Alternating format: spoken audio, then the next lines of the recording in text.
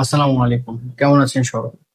আশা করি সবাই খুবই ভালো আছেন। আলহামদুলিল্লাহ আমিও ভালো আছি। প্রথমেই বলে নিচ্ছি আজকে আমার ভিডিওর মূল টপিক হচ্ছে সিঙ্গাপুর ভিসার জন্য কি, কি ডকুমেন্টস দরকার হয়।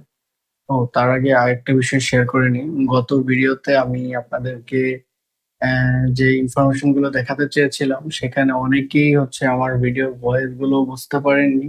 আমি খুবই দুঃখিত যে গত ভিডিওতে হচ্ছে আমার সাউন্ডটা রেকর্ড হতে একটু প্রবলেম হয়েছিল, যার কারণে আপনারা ওইভাবে আমার গত ভিডিও রেকর্ডিংটা ঠিক মতো বুঝতে পারেননি। তো আমি গত ভিডিওতে যা বলতে চেয়েছিলাম অনেকে না বোঝার কারণে আমি আজকে আবার নতুন করে সেই বিষয়টা আপনাদের মাঝে তুলে ধরছি।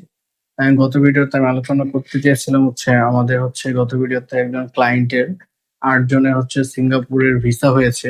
সেগুলো আমি দেখাতে চেয়েছিলাম। এই যে আমাদের ক্লায়েন্টের গত ভিডিও, এটি হচ্ছে গত ভিডিওর সিঙ্গাপুরের ভিসাগুলো। আমাদের এই যে সিঙ্গাপুরের ভিসা হয়েছে ৮ জনের, সেগুলো আমি দেখাতে চেয়েছিলাম।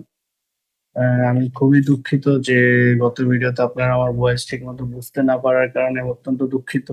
তো আলহামদুলিল্লাহ আমরা সেই প্রবলেম সলভ করে ফেলেছি। এখন থেকে আর কোনো ভিডিওতে ভয়েসের প্রবলেম হবে না এবং আপনারাও আমার ভিডিওগুলো থেকে এখন সুন্দর ভয়েস পাবেন।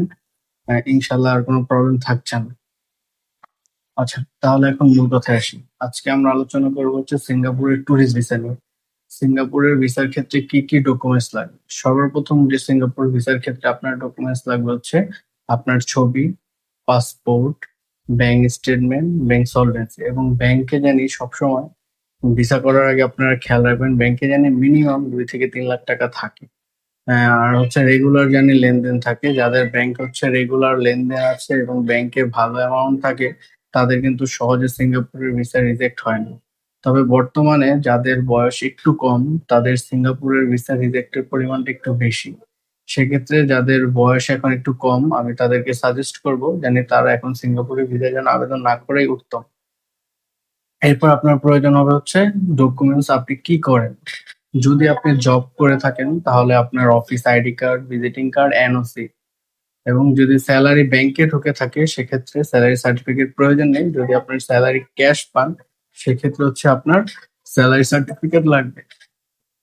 এরপর হচ্ছে আপনি যদি বিজনেস করে থাকেন সেক্ষেত্রে আপনার লাগবে হচ্ছে ট্রেড লাইসেন্স এবং ভিজিটিং কার্ড। অবশ্যই ট্রেড লাইসেন্সটা ইংলিশে নোটারাইজ করা থাকতে হবে। এই ডকুমেন্ট গুলো যদি আপনাদের থাকে, আপনারা সিঙ্গাপুরের ভিসার জন্য আবেদন করতে পারবেন। এবং যাদের বয়স একটু ভালো, ইনশাল্লাহ তাদের 100% ভিসা হওয়ার সম্ভাবনা রয়েছে। আর যারা যদি ফ্যামিলি সহ আবেদন করে, হাজবেন্ড, ওয়াইফ, বেবি, সেক্ষেত্রে বেবিদের বয়স কম হলেও কোনো প্রবলেম নেই। তো ইনশাল্লাহ আজকে এই পর্যন্তই। নেক্সট আবার অন্য কোনো ভিডিওতে অন্য কোনো টপিক নিয়ে কথা হবে। এছাড়াও কারো যদি ভিসা রিলেটেড কোনো ইনফরমেশন জানার প্রয়োজন হয় অথবা ভিসা রিলেটেড কোনো সাপোর্টের প্রয়োজন হয়, সেক্ষেত্রে আমাদের সাথে যোগাযোগ করতে পারেন। আমি ডিটেলস হচ্ছে আমাদের অফিস অ্যাড্রেস, ফোন নম্বর দিয়ে দেবো। এছাড়াও যদি কারো air ticket, tour package, others travel related কোনো ইনফরমেশন অথবা ট্রাভেল রিলেটেড কোনো তথ্য প্রয়োজন হয়, আমাদের সাথে যোগাযোগ করতে পারেন। আমাদের টিম এবং অথবা আমি সবসময় অ্যাক্টিভ আছি।